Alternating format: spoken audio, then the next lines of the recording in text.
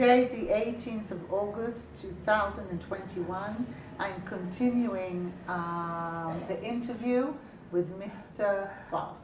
I'm not a minister, I'm a minister. You're a minister. There's a difference. So we had stopped our previous meeting towards the end of the time that you are in Jeshov. Right. We're talking about towards the end of 1942. Right. So what happens from then? As I mentioned before, when I jumped down the building, there was a group of people that were working. I mixed up with the people. And then they took a bunch of people, maybe a few hundred people they caught, and they put us in a building. And it was very warm. We went out to get some fresh air. I was on the balcony, let's say 20 people over there. The balcony collapsed, and me and a friend of mine, we were hanging on the rail. We did not fall down the floor. One guy that was ripped in half over there. From over there, they took us to a new camp. They were building a Industriehof, like in German they call it, by the name of Pustkow, P-U-S-T-K-O-W, Pustkow. Over there, then they asked, we need carpenters, woodworkers. So I stepped out, I'm a woodworker. So I was working over there. What did you do? In the beginning I was just cleaning up the wood and this and that.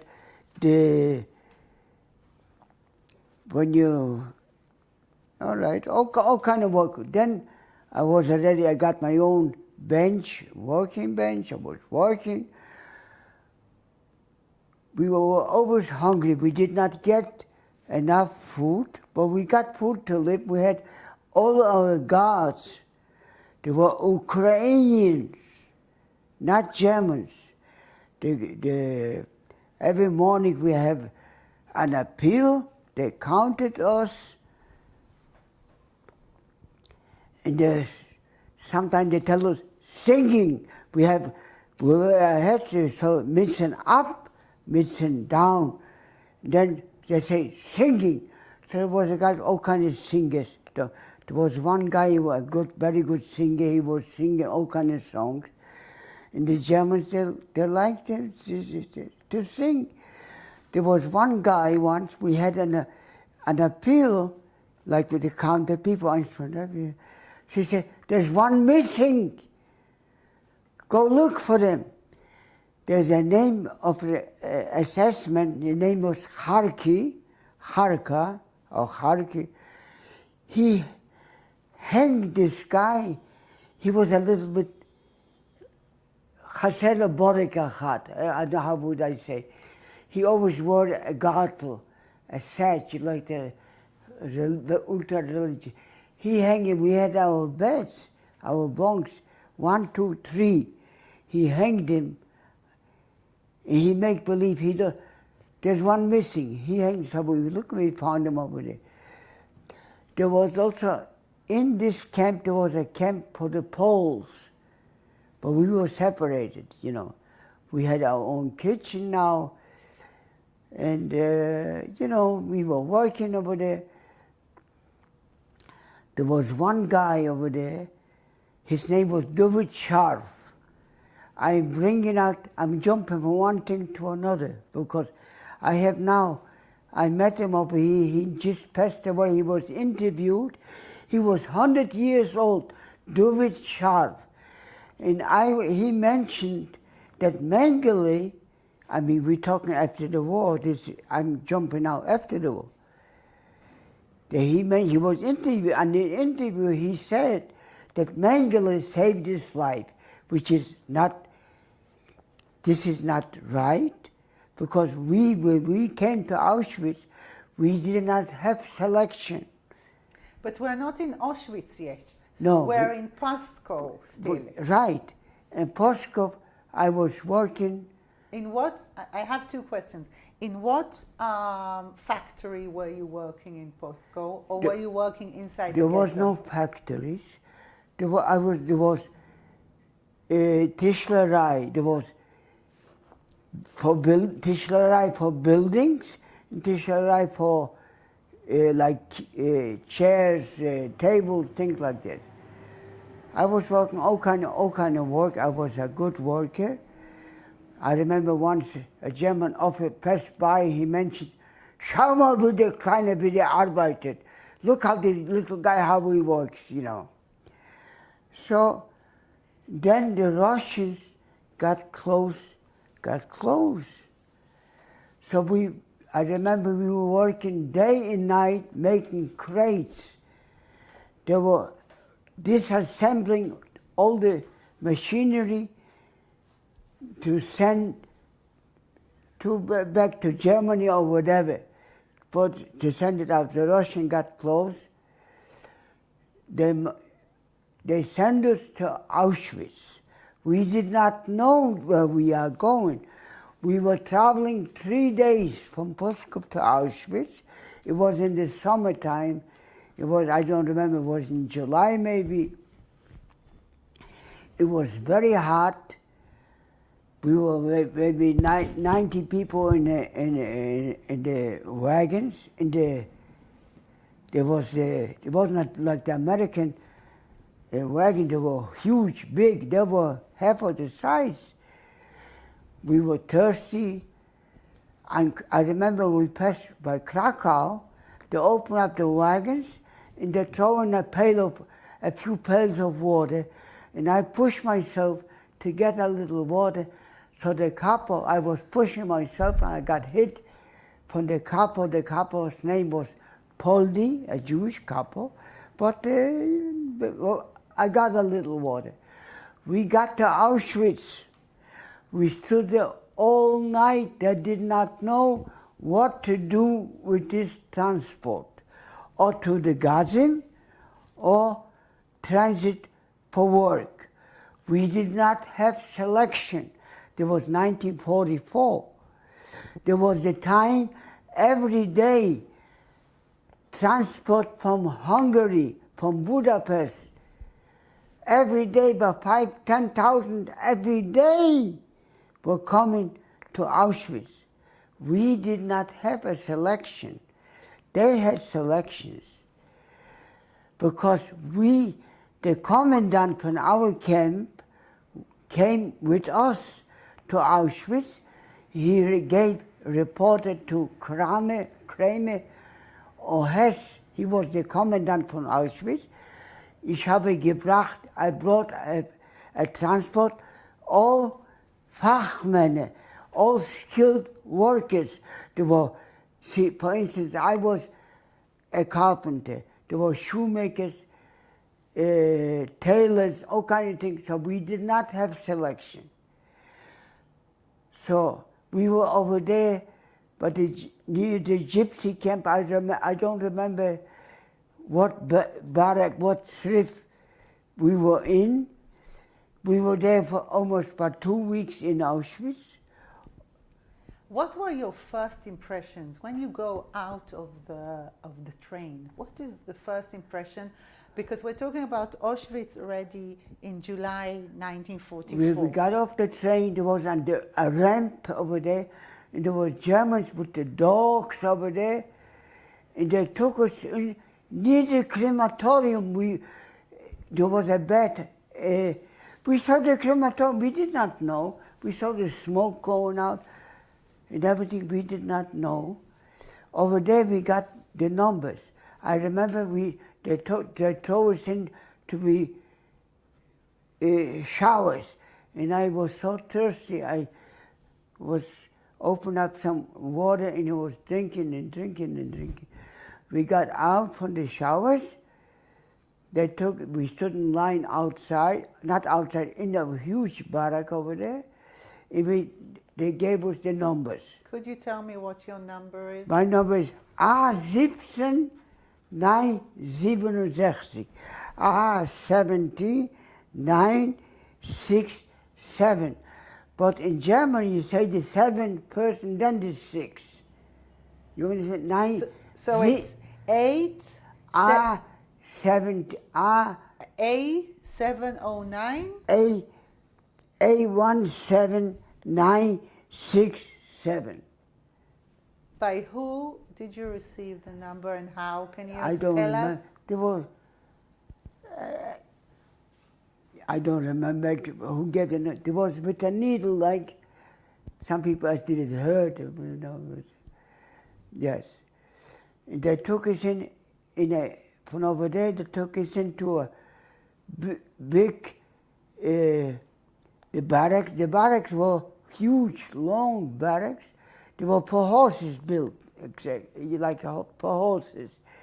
From over there, they took us to a camp, not far from Auschwitz. There were huge factories, which a place is called Laura Hütte in German, Siemianowice in Polish.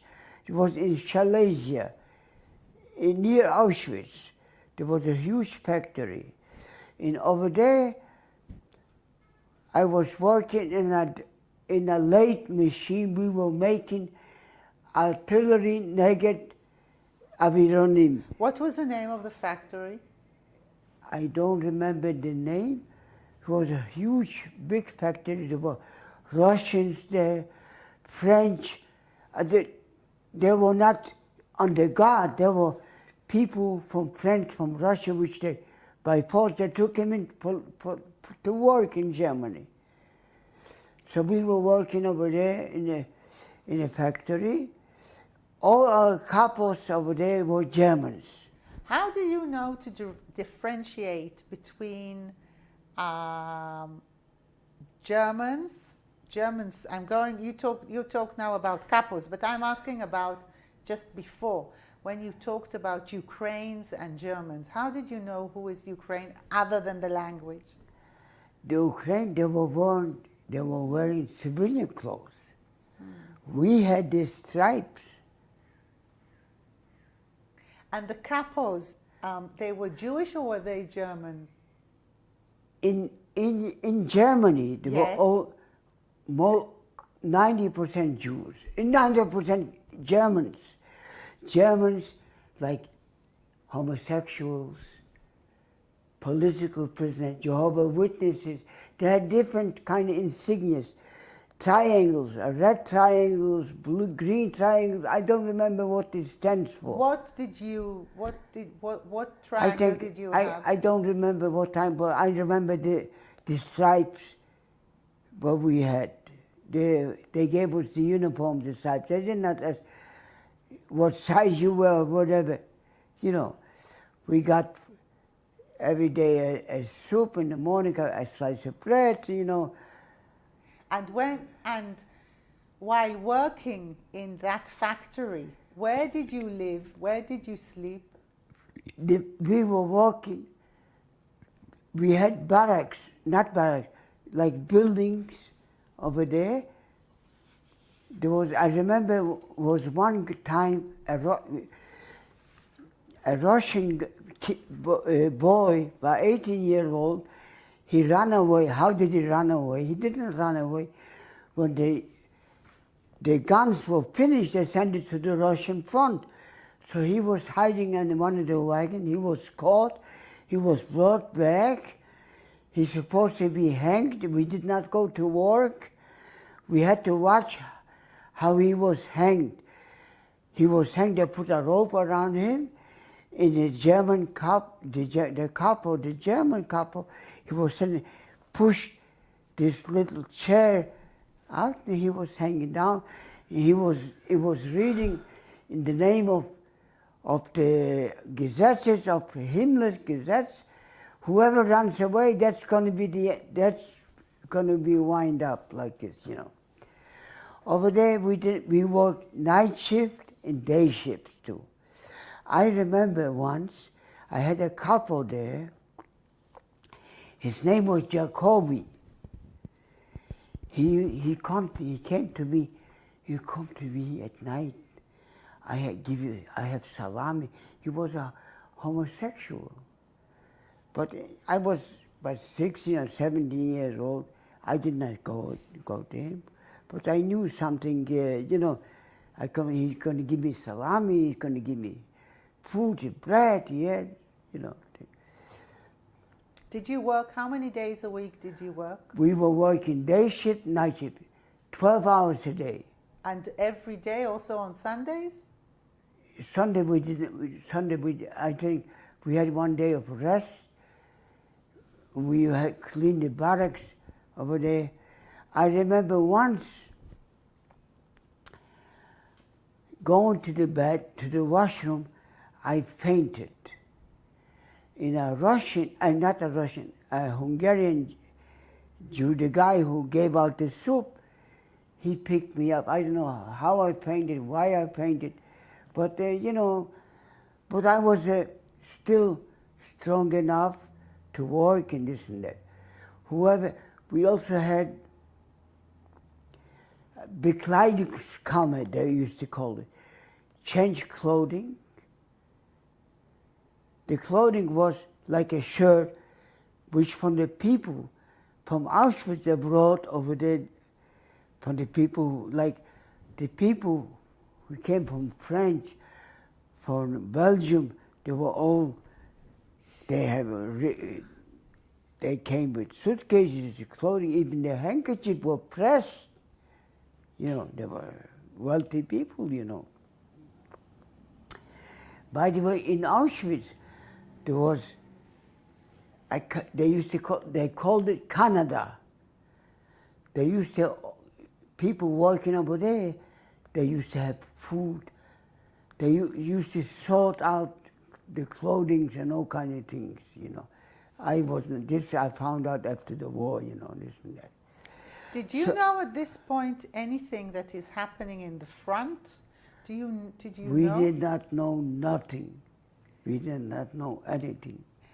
And can you help us and understand the atmosphere or a daily life?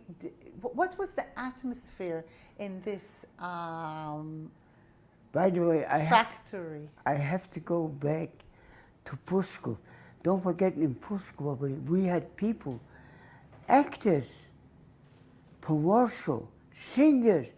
We, among ourselves, we were singing all kinds of songs. We had even made like a theater, like a play, like 3 people were sitting over there working like shoemakers. One was singing.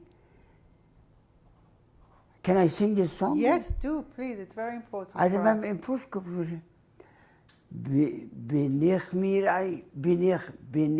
ein Schießering, bin ich mir ein Schießering, Schiech mach und Säulen, zu mein Riftchen, gib a Wink, kann bei ihnen nicht peulen. Because everything was done in Yiddish. So the other one answered, ey, bis das Scheute, sag ich dir, die weiß nicht, wie uns zu heiben, mach hier a Pulatschen, but sie sich lassen beigen. That means, make her up with shoes, then she will... Can you I remember translate, please? The girls used to say, better to give to the boys than to give to the lepi Dutch bepolanit. Lepi Dutch chlopakom, yish robakom. You understand? To give what a girl can give to a boy, than to give to the worms. You understand what I'm saying? Okay. Yeah. So, when you work in this factory, when we are... All our foremen in the factory were German soldiers from the African Corps. One of them was one eye missing, one of them was fingers missing. And they were our teachers to work on the factory. I remember I worked day shift, sometimes night shift. My partner was a Hungarian guy. We would change shifts, you know. We were working. I learned how to drive against a lathe machine We were making anti-aircraft guns, you know. What did you do? What was your exact job in that factory? And the dray bank and the lathe machine to cut a piece of metal. It makes a part. Everybody was making different parts. Some of them were working on this machine and other parts. The French were working like the tubes to make the burls, the holes, you know, for anti-aircraft guns, you know. At this stage, did the managers in the factory treat you different as a Jew to the other people? Yes, there was anti-Semite. There was one, I remember one guy, his name was Kepikus. I remember his name. He kicked somebody. He kicked him in behind because he wasn't moving too slow, you know. There were some of them were different. Some of them give you a piece of bread. Some of them, I say some, they were a little bit different, some. But most of them, they were not. Okay. So we are now, and by the way, in Laura Hute over there, in Shemyan, that's where I was working. Laura Hute, from Auschwitz, we went to Laura Hute, or Shemyanovice, because there was in Silesia. They were bombing day and night. The British, they were bombing. Why didn't they? My question is now. I ask myself, I ask now. I have a right to ask.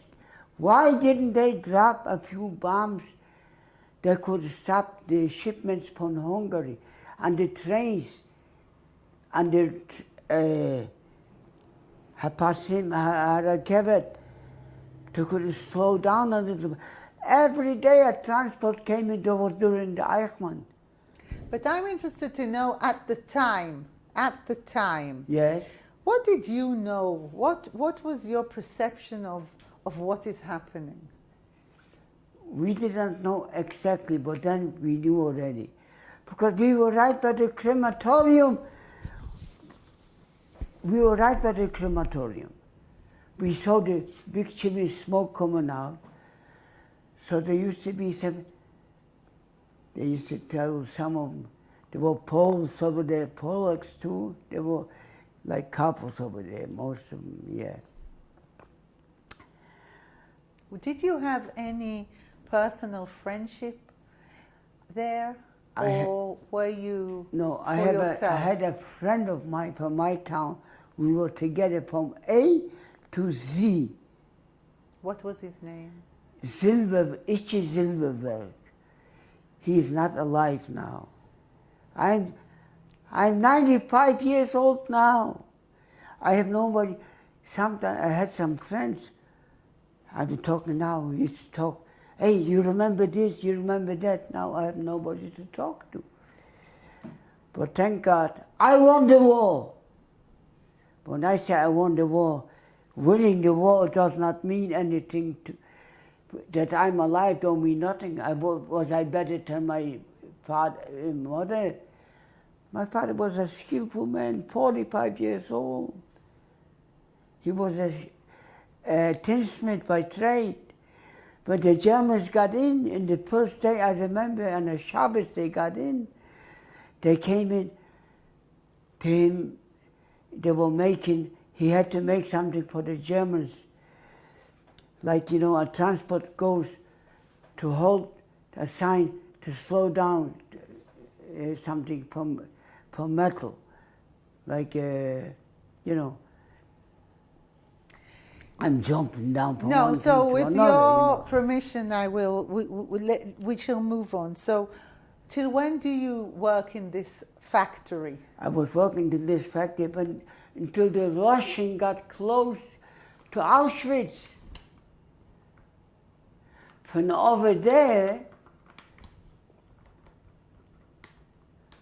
they took a transport to Mauthausen. Mauthausen is in Austria. I was lucky to be in a closed wagon. There was not enough closed wagons, so there was half open wagons. We were traveling 3 days to Mauthausen. Not it took us that long.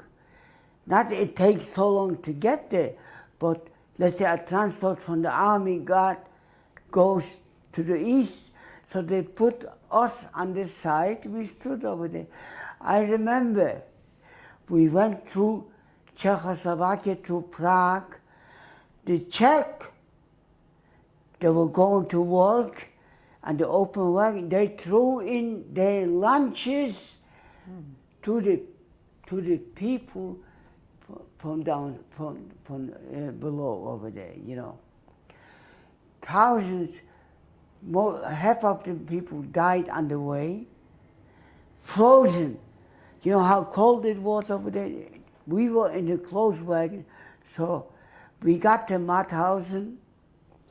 All the couples were Germans. I remember there was a German couple. They were sadists.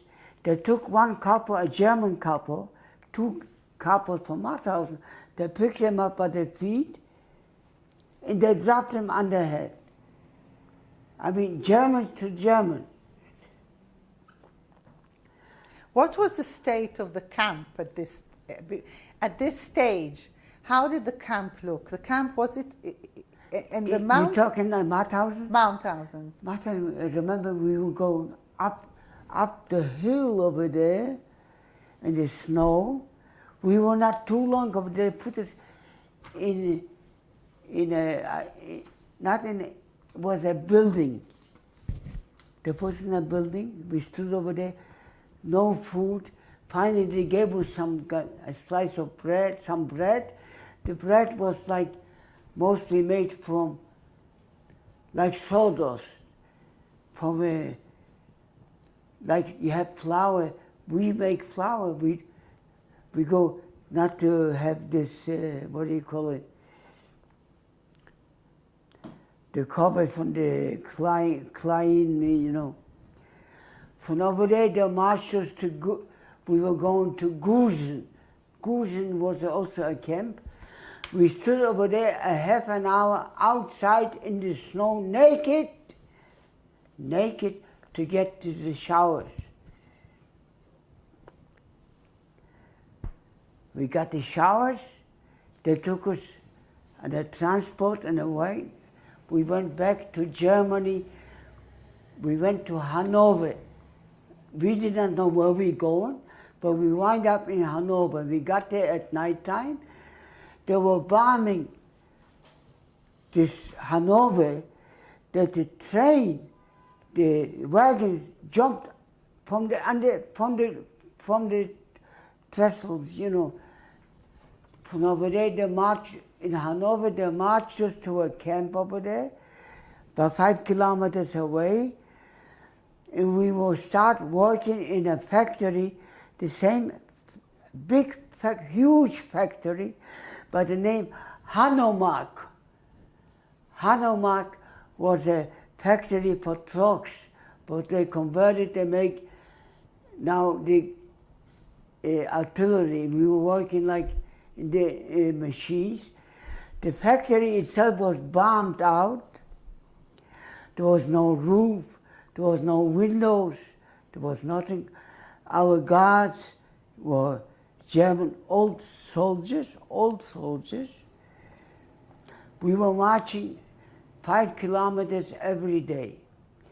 They were bombing day and night. Once they were bombing so hard, they took us down to a shelter, not a shelter, way downstairs in the factory over there. Over there, I found a few potatoes, raw potatoes. We went back up after it was clear. First there were sirens, and then a siren is clear. We went back up. We did not work in the machine. The machines, did not work because there was no electricity, but we still had to stay over there. And there were ovens, not ovens, like oil barrels that put coals over there to keep the master there should keep a little bit warm. And I put my potatoes to be baked a little bit. And I was caught. My punishment was to get 25 lashes.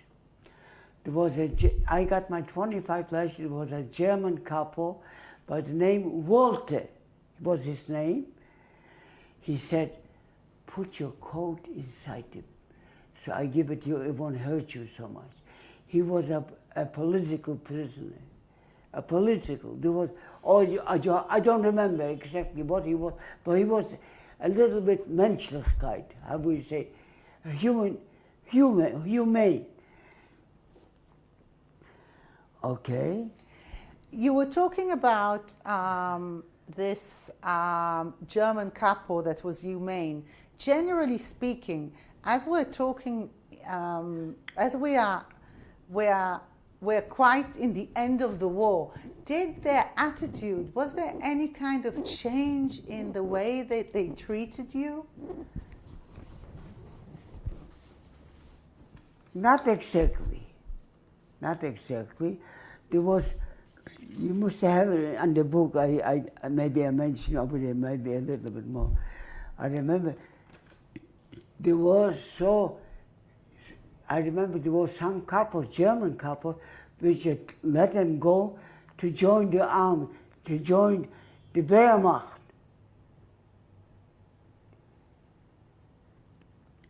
By the way, when I mentioned the hanging, this 18-year-old, there was a German couple where you pushed his chair, the 18-year-old Russian guy, you know. Yes. So let's go back to... So from... We are in Hanover now, okay. Then the British got close. They said, we are leaving this camp. We lined up. Everybody got a loaf of bread or half a loaf of bread. Some with margarine. I remember one guy lift up his hand. Ich habe meine Brot nicht bekommen. I did not get my bread. So the commandant from the camp, his name was Quakenak, was his name. In civilian life, he was a principal from the school. He was hanged after the war. It was a trial. I'm jumping from one thing to another. He was hanged. So he's the one. He raised his hand. I didn't get my bread. He took out the revolver. Boom! He shot him. I remember from over there, from Hanover, we were marching for 3 days. We did not know where we were going, but we wind up in Bergen-Belsen. On the way, we were marching in a line of 5, whoever could not march anymore, they took them out, and we were marching not in the main road, fields, woods. He was shot. He was killed. Whoever couldn't pull behind. We were marching. One place, we stopped in a farm. So the German guards, they picked up a wagon with 2 wheels. And we schlepped this wagon. They put their knapsacks on the wagon. There was one guy, his name was Silberberg, or Silbermann. He was from Dembitz, a town Dembitz. He opened up one of the knapsacks.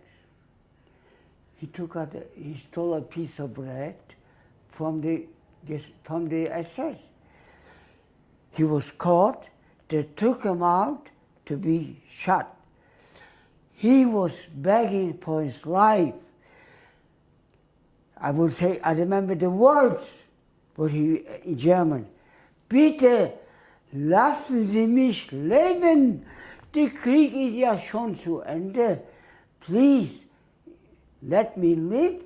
The war is almost over. Nothing helped. He was a guy, he was also singing every time a song. He was singing. One of the songs he was singing, Es brennt, Ha'ir.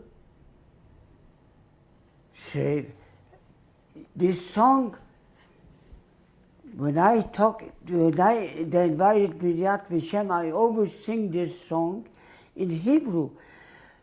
Sepa achim, sepa aryatenu boera kula. But he was singing that in Yiddish, and I was singing, he was always singing in Yiddish this song. Nothing helped. He was shot, but the name was the one German assessment. His name was Rex. His name was Rex. There was a trial after the war in Hanover. I was invited to be a witness, which I took.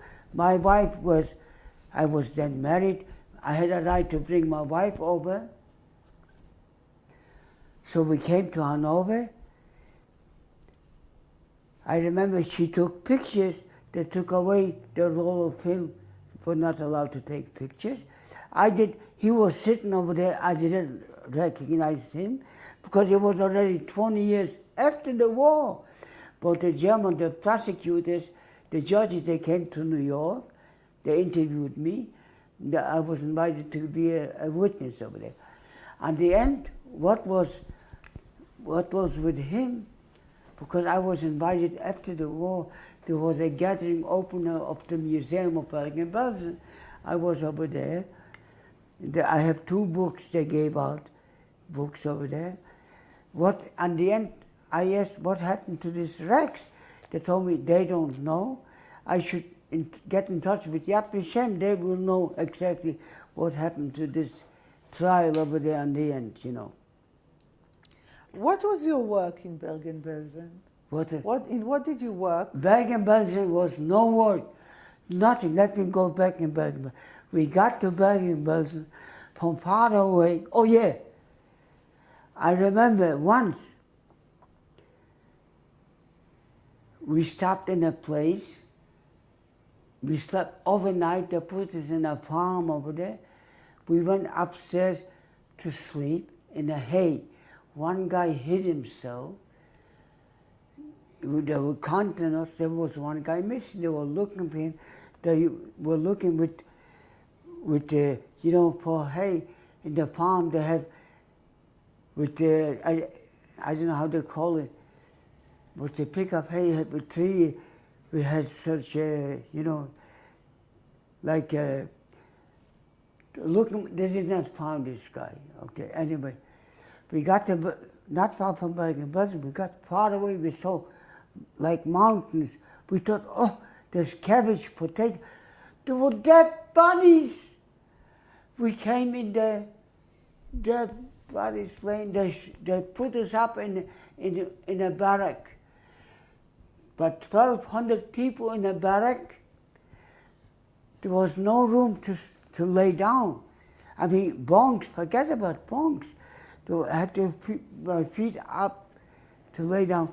In the morning, they opened up the barracks. Our job was, our work, to dead bodies. I remember with bells, one hand, one other, to take and throw them in the pits over there. That was our work.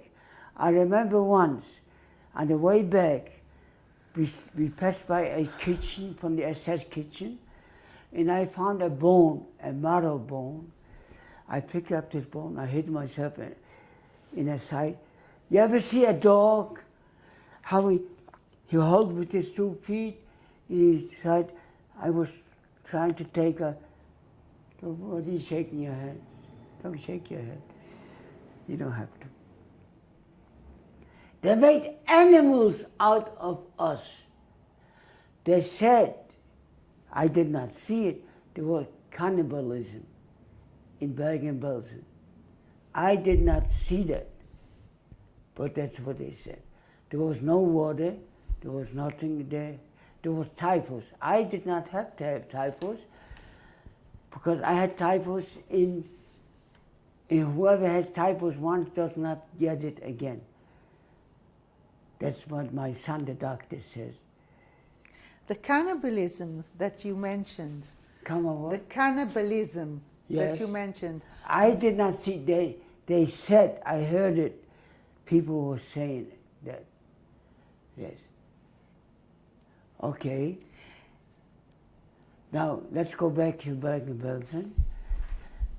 They locked us up at nighttime. As I mentioned, there was no beds. There was one bunk for a couple. I saw from far away, I was not far away from the bunk.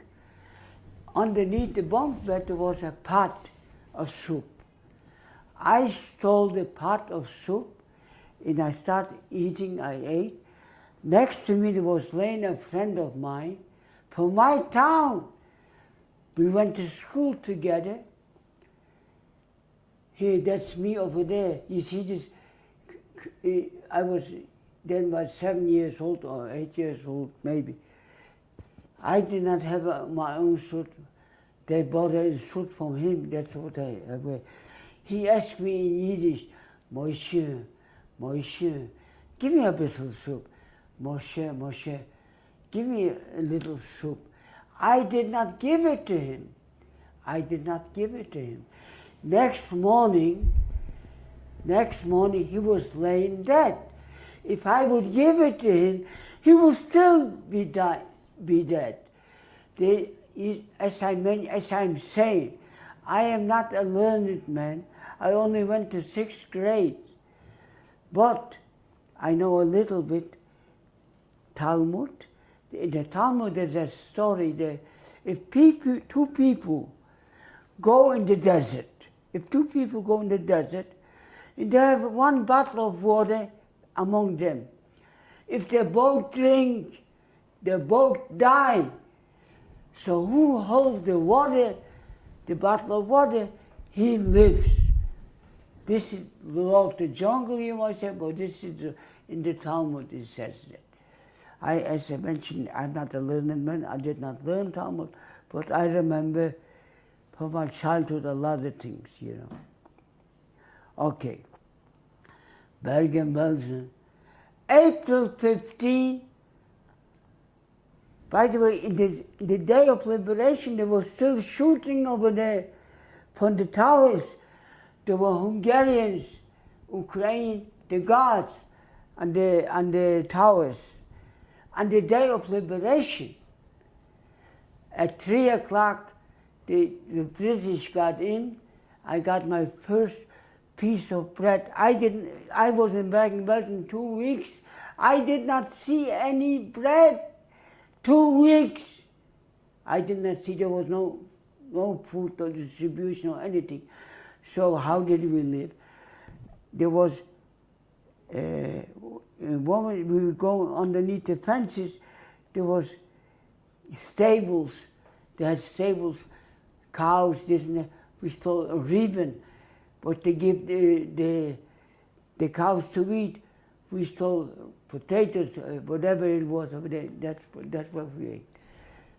When stealing, I did not get any bread. I did not see any bread. When stealing and going underneath the fence, did you think running away? Because where can you run? Where?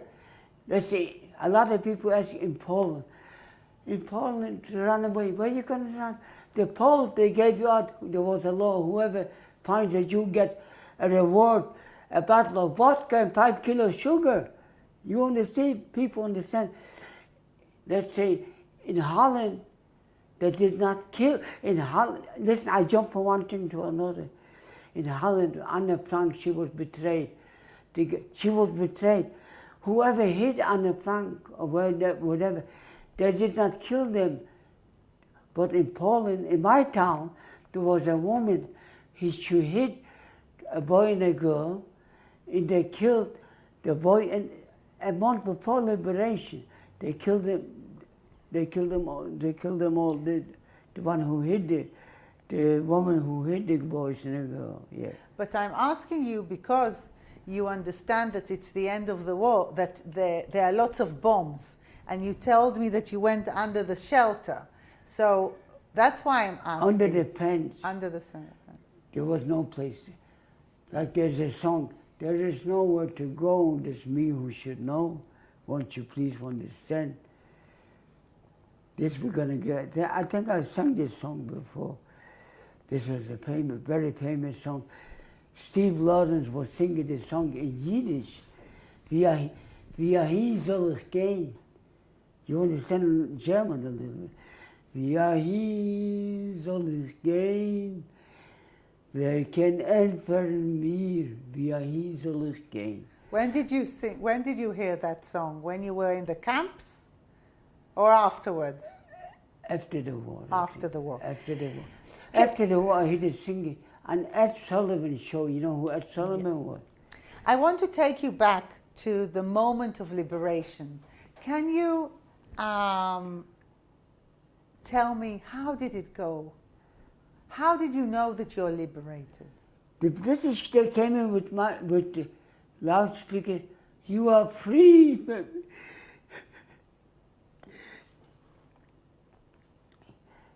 You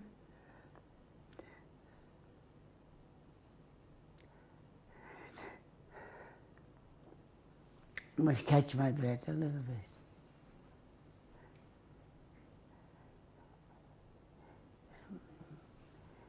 It's not easy for me, but I feel duty bound. זכור ואל תשכח.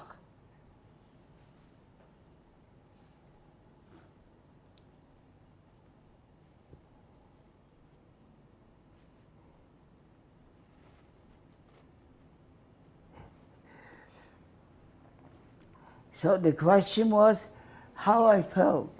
I got my first piece of bread. I remember in cottage cheese was on top. We were lined up. And then we went over there. There was warehouses. I got some clothing. I picked up a shirt. I have pictures from the Hitlerjugend. Hitlerjugend, a shirt. I got the picture of him, yeah. What was your physical state at the moment of liberation? Just to eat. Your physical, how many kilos were you? There was no scale. By the way, they took us out from Bergen-Belsen. Bergen-Belsen was burned to the ground. They could not control it. There was a typhus of it. It was burned to the ground. A few kilometers away, there was a very huge army base. They still call it, and it became a DP camp. This was the biggest DP camp in Germany. They started coming back already from Russia. They went to Germany too. Okay, by the way, I must go back one more thing. This is after liberation, Bergen-Belsen. They used bulldozers. They could not, to bury the bulldozers, I have pictures of it from after the war. If you're interested, I will show it to you. You must have it in Yad-VaShem-2 over there. Whichever they did, in the pits. Okay. So there was a friend of mine, his name was Moshe Oster. He also wrote a book. He was among, over there, night passed by, I was physically strong. I pulled him out from they were ready to bury him, but he could not move. And I took him to a hospital over there. There was a hospital in Bergen-Belsen. It was in the 5th camp. His name was Moshe Oster. I took him out from among the dead, because he was. They were ready to bury him too, because he did not move. He could not move, but he was still alive. I asked him, what are you doing here? So I pulled him out of it. His name was Moshe Oster. He wrote in his book, he wrote the whole story, how, what happened to him. he remembers more than I do, you know. So anyway, after liberation, we went to the barracks over there. Over there, I already had a bunk bed. Did you receive any medical aid? They were picking up transport young people. I was 17 years old. I don't remember how old I was. Then they were shipping to Sweden. They are supposed to go to Sweden too. Me and a friend, we ran away. We knew one thing, when they pick up people, you're supposed to run away. So I ran away. I did not go to Sweden. I remained in Bergen-Belsen. Then they start transport going back to Poland. Jews did not go back to Poland. There was over there in Bergen-Belsen, there was a lot of Poles from the Warsaw uprising, Gentiles going. And I went on a transport with them, and not as a Jew, even as a Jew, because why did I go? Because I had two brothers that were in the Russian side. I said, maybe somebody's alive. I got to my town, to the train station over there, and I walked from the train station to my town. It was 5 kilometers. So I walked, so there was a Gentile, a Katzep,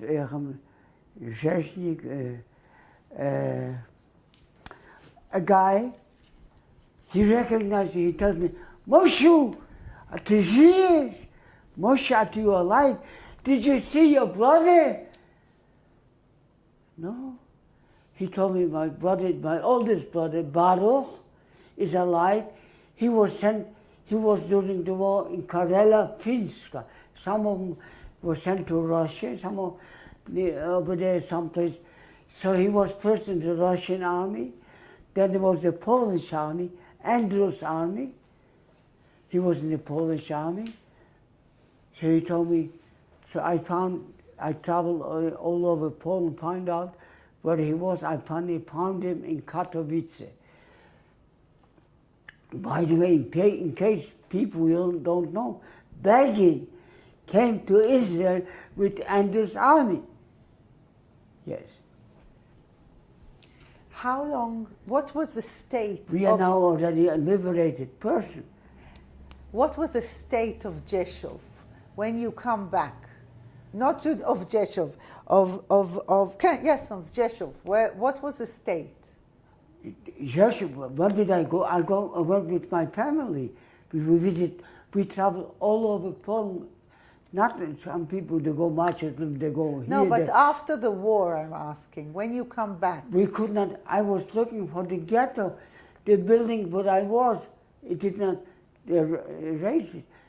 I remember the address, the place where I jumped down. I wanted to show it to my son, to my children. Anyway, thank God I have the 4 generations. I live. Ot Avinu Chai, Am Yisrael Chai.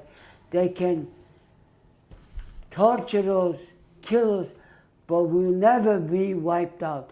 Like there was an Italian Empire, the Greek Empire, but we, Am Yisrael Chai. Where did you meet your brother in the end?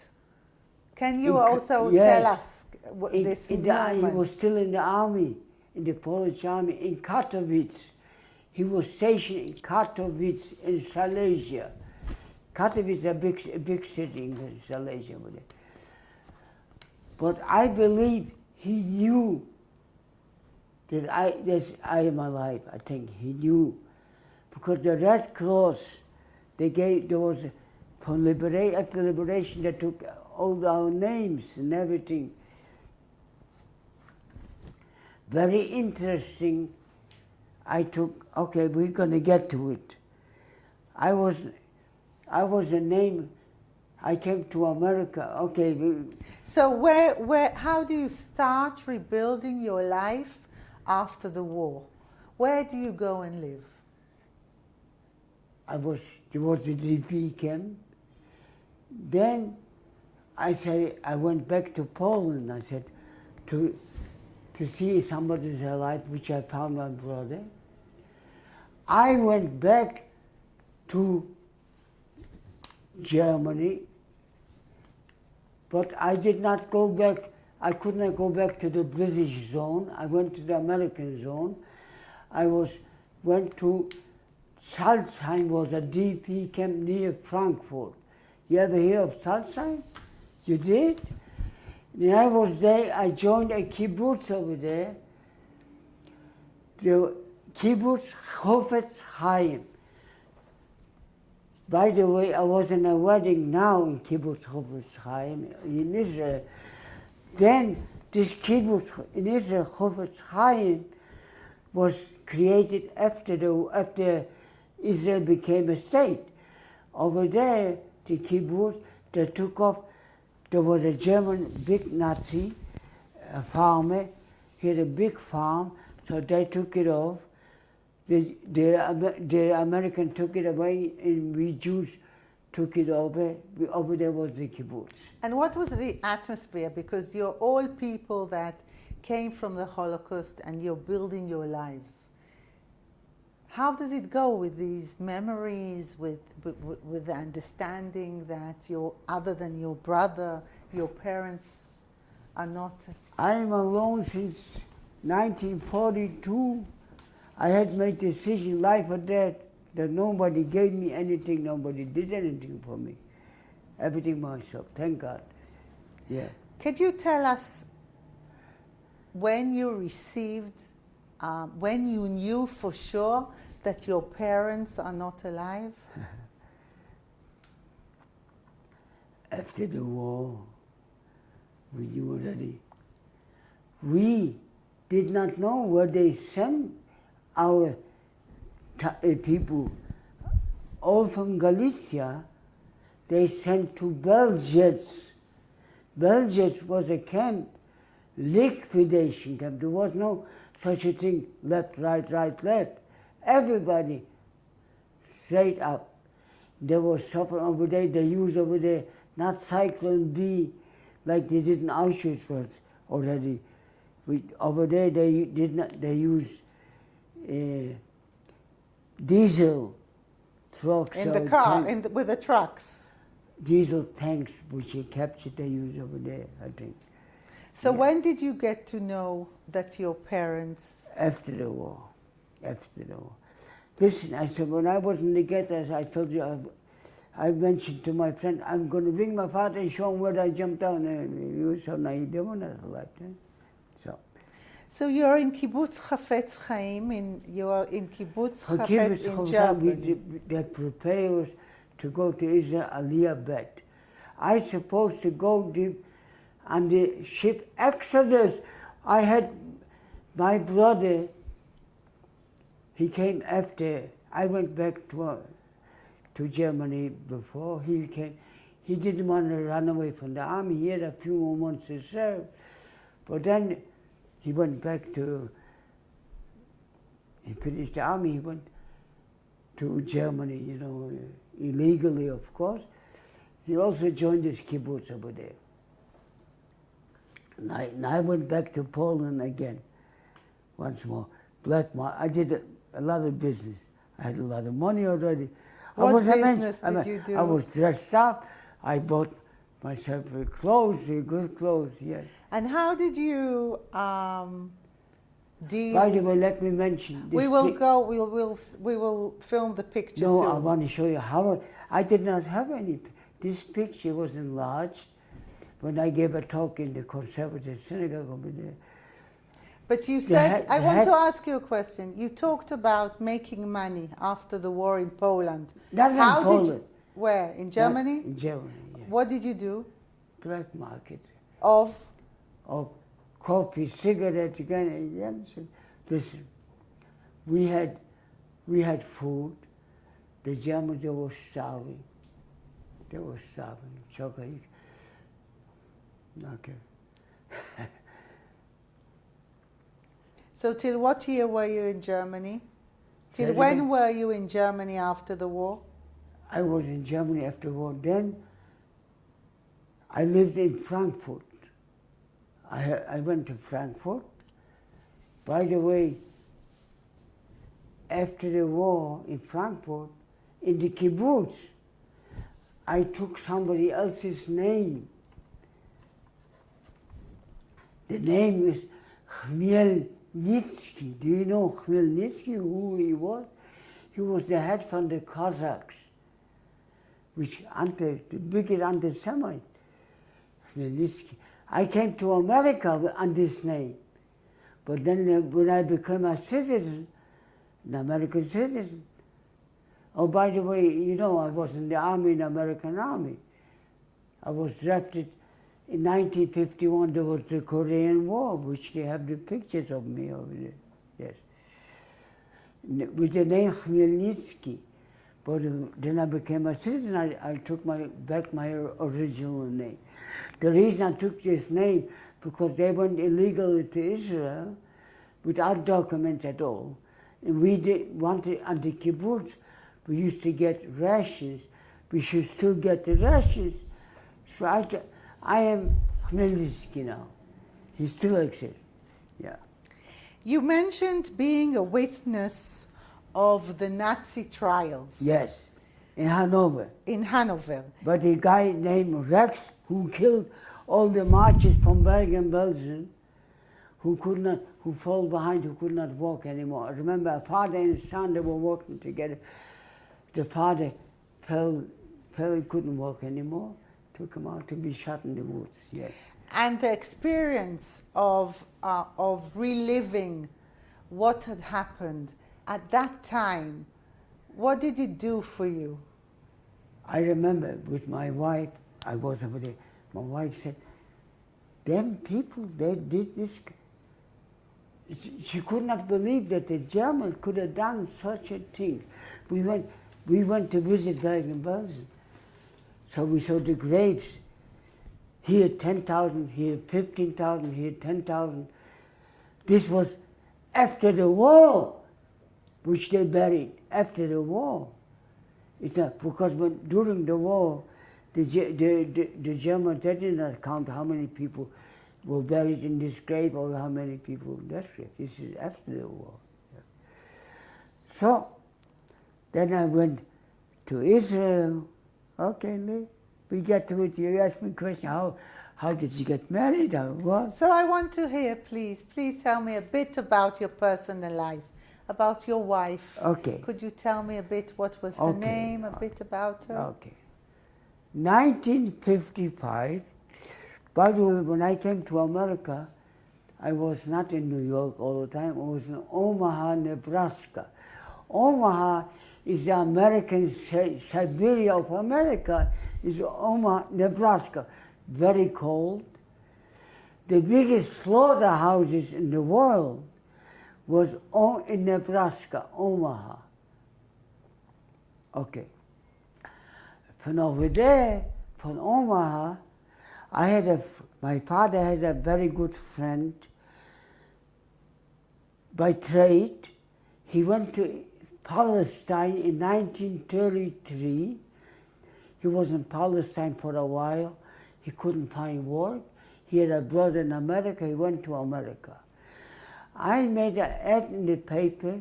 There was a German paper, German Jewish paper. The name Aufbau was not written in Yiddish alphabet, like ABC, you know, that I'm looking for this and this man. I got a letter back. He was reading the Forwards, a Jewish paper. It is still today the Forward. No more. No, there is now. There is now? Yes. Forward. Do you know how many Jewish papers was? There was the Forward, the took the Morning Journal, the Freiheit was the communist paper. Okay. So we were where you met your wife. Okay. In order that we won't. Okay. First of all, they asked me, they invited me to New York. They were living in Brooklyn. They had 3 sons, which I went to school with them. Okay. So I went to New York and they found a job for me most of the Jews work in the garment industry. The biggest garment industry was for the Jews. The head of the union was Dubinsky. So I was working 75 cents an hour. Let me say something. Right now they want to make $15 an hour.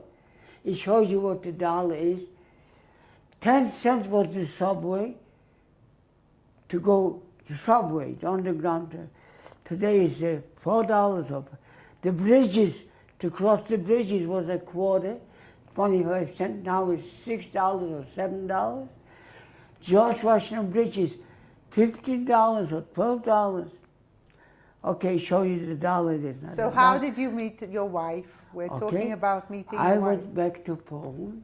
I went back, from America after I finished the army. Finished the army in 53. In 55, I decided I'm going to Israel. To me, Israel was very important because I went to Cheder, I learned about Avraham Avinu, with everything. So I went with the old ship, Jerusalem. It was the first ship, a very old ship. We got to Jerusalem. Over there, with a friend of mine, over there was Senna over here. You people don't know what Senna means. There was nothing of it, absolutely nothing. We used to eat in the Tnuva, have breakfast over there.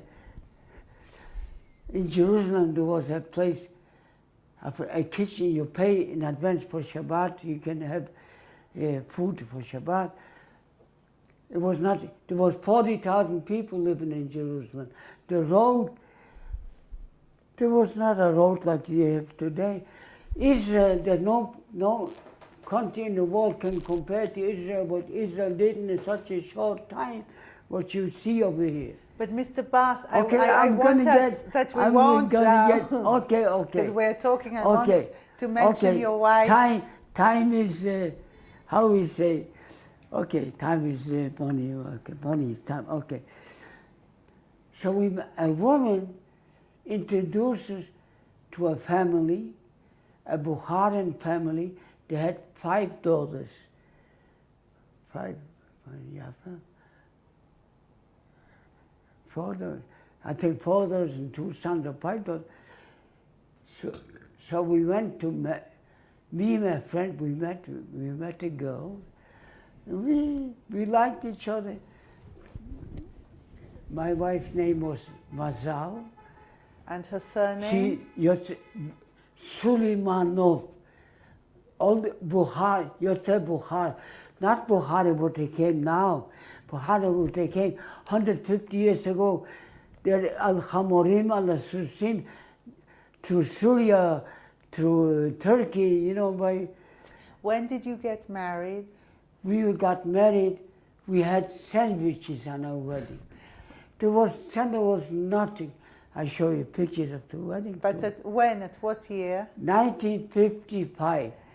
Then my oldest son was made in Israel, born in America. How many I am Ashkenazi, she is Sephardi. The best material comes out, a mixed marriage. I don't mean mixed marriage black and white. I mean Sephardi Ashkenazi. How many children do you have? I have, thank God, 3 sons. Do you have grandchildren? I have 3 sons, 13 grandchildren, 13 3/4 great-grandchildren. It won't be long, hopefully it will be 15, because 3/4 and the other one is. So I won the war. They keep me going, You mentioned now, I won the war. Yes. I want you to explain this sentence. I won the war, but that I mean, I'm alive, I rebuild, son, family. This is I'm a million, nobody can compare to me. The richest man in the world. Is he going to eat 2 sandwiches? He's going to wear 2 pairs of shoes? My children, when they were small, my wife, she took care of the kids. No millionaire's child had so good like my wife, took care of the kids. We used to go to the beach. We come back from the beach from New York. It was Orchard Beach, used to be, the Jewish section over there. We used to put the kids to sleep. She used to tell me, put the kids to sleep. I was singing, made up a song, and I sing this song. My grandchildren singing to their great-grandchildren this song. I will sing this song. I just made up something. Elephant, elephant, tiger, tiger, tiger, lion, lion, lion, alligator, alligator, boom, boom, boom. I used to fall asleep myself. They did not fall asleep. How many years were you married to your wife, and when did your wife die? I was married in 1955, and my wife died, let's see, 7 years ago? It's 22 years, 24 years ago. 20. I did not remarry. I don't know why. I still enjoy looking at a nice girl at 95. You might call me dirty old man or sexy old man, whatever. Tell me, what is the place of your today? You're 95. I'm interviewing you in your house in Israel. I remember my childhood. I see children here. I bought my grandchildren. Everybody had a bicycle.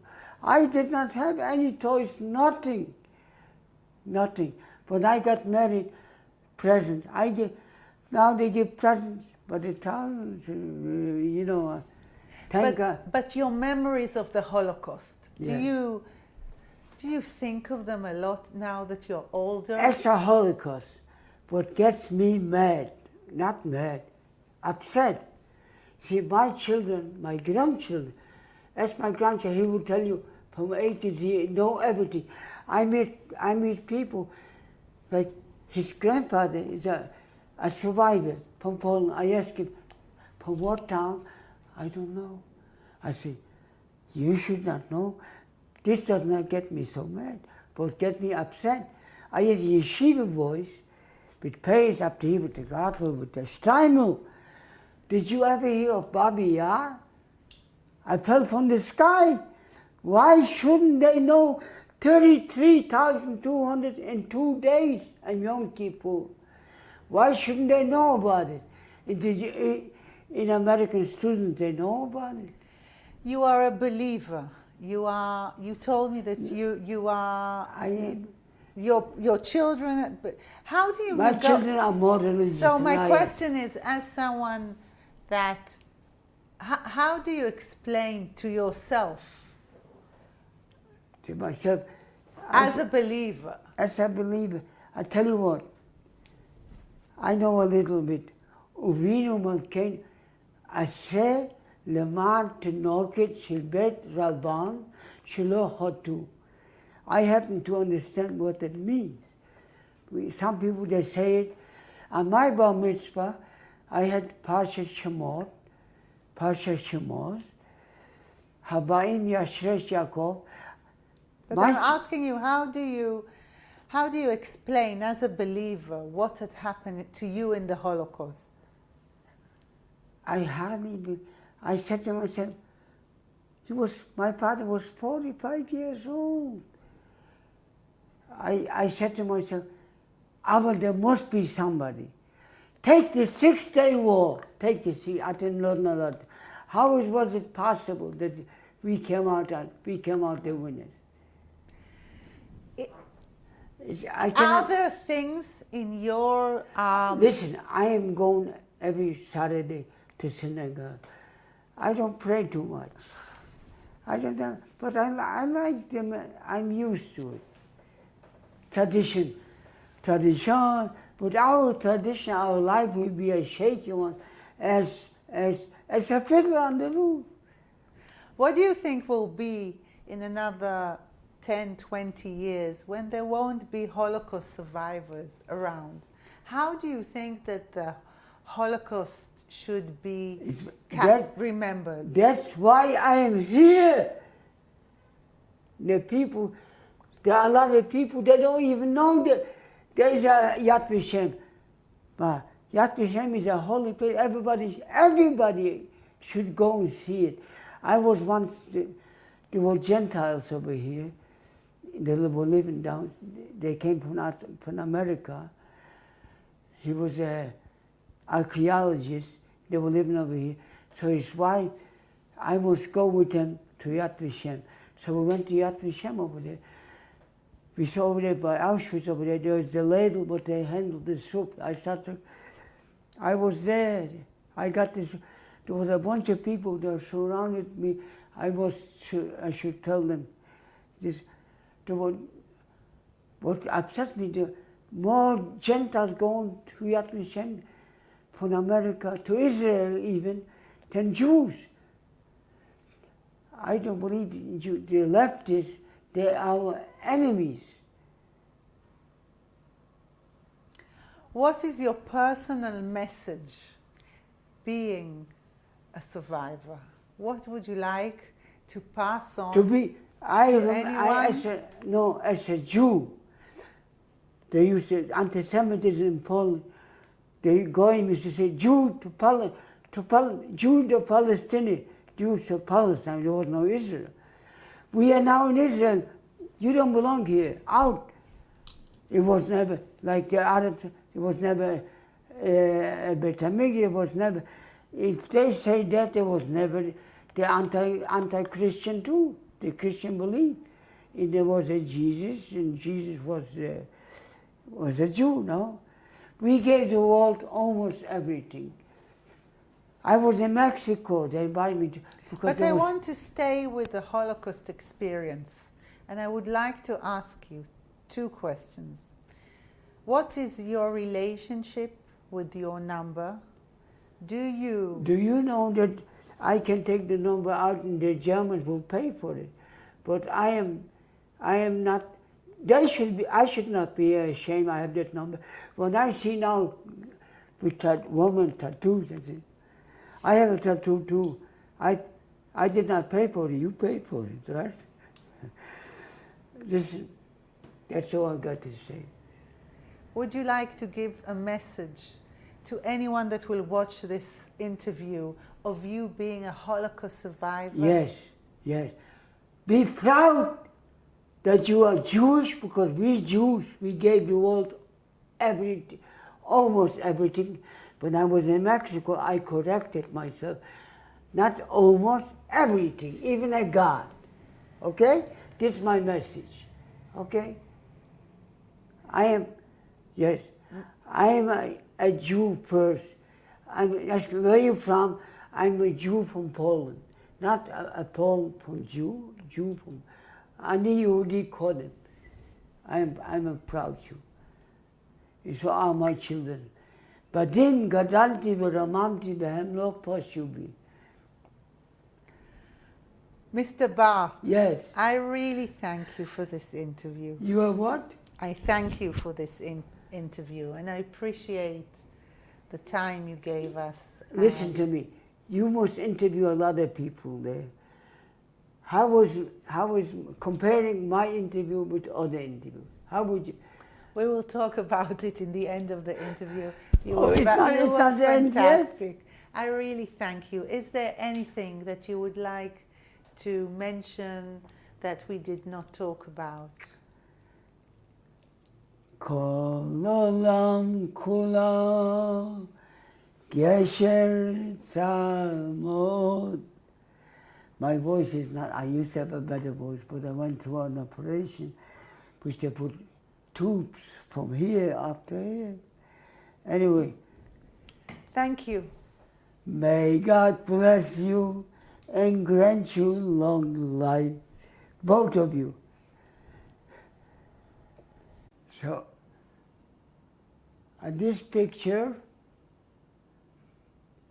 I'm pointing, this is my father, my oldest brother Baruch, my sister Paiga, my mother, my brother Pinchas, and that's me.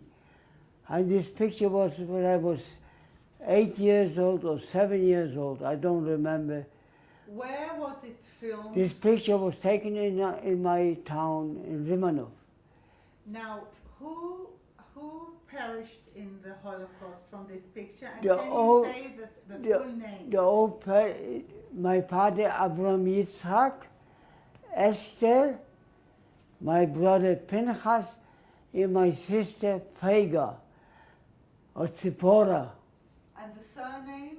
Your family surname? Family name is Bart, Bet Aleph Resh Tet, B-A-R-T, H for good luck. Okay. Okay, this picture was taken by some Pole on the day of liquidation of all the Jews. No, let me correct myself. This is, and then when the Germans got in to our town on a Saturday, they gave me this picture when I visited Poland. So the Gentiles over there, some of them, they gave me this picture as a present. So this picture shows what?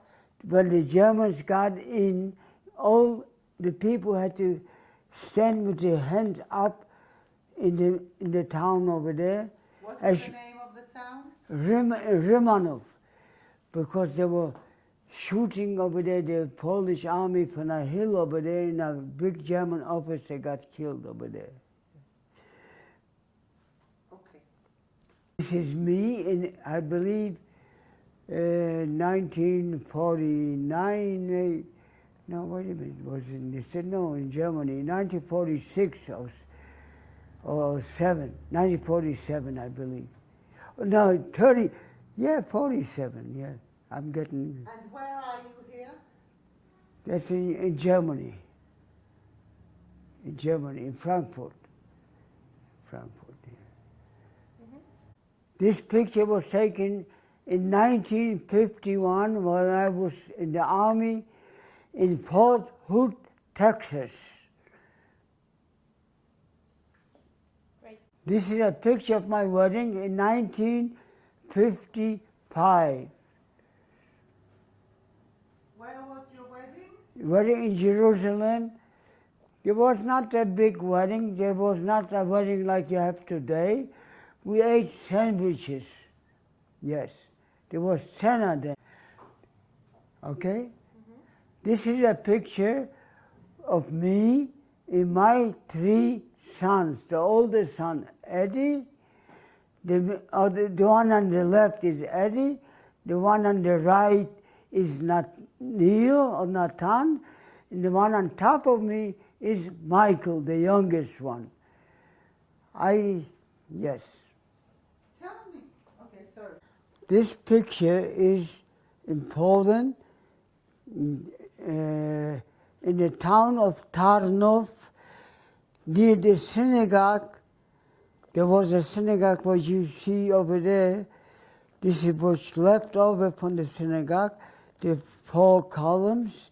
It was on Tisha B'Av over there. We were there with some of my family. I'm over here with my son, with my 2 sons. I mean, all my 3 sons were there. And the rest of the family, some of them my grandsons, some of them my grandchildren, a few of them, but not all my grandchildren are here. And yes. Mm-hmm.